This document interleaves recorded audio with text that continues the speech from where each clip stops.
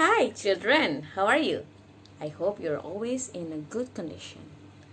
So today we are going to learn about English. The topic is writing sentences from a picture. So you are going to make 3 sentences from the picture given.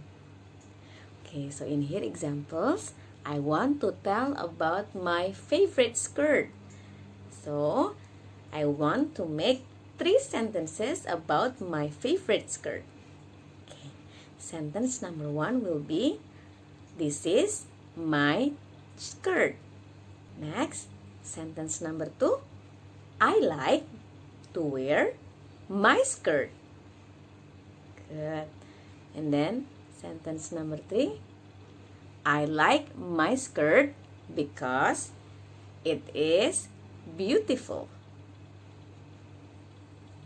Okay, children, so this is how you are going to make your 3 sentences. You can see the pictures and then think about the picture. Okay, so now please get your worksheet and pencil and do the work nicely and correctly. Goodbye, children.